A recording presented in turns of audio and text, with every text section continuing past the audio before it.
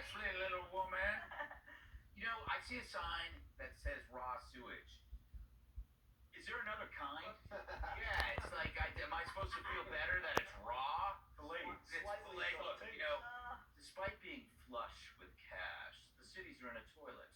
But Trump will drain the swamp, and for that he deserves a turd term.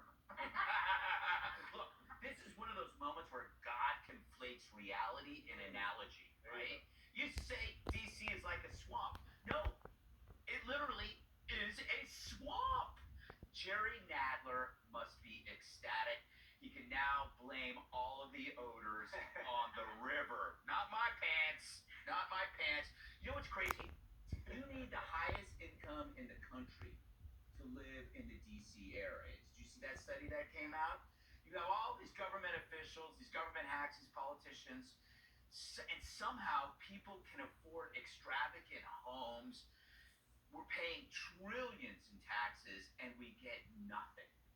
This is what I think. It's like, where does this money go? So you have people living in billion-dollar homes in and around this area, but you have raw sewage in this scenic river. And I go back to this observation that I've had, and maybe I brought it up here, but whenever I land in any mid-sized city or suburb or whatnot for a live show and I'm driving, I don't really drive.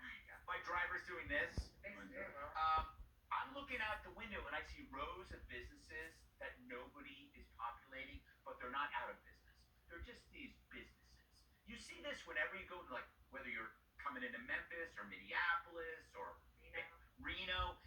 And then I start hearing about all of this unrestrained fraud, the Somalian daycares, the home health care stuff in California.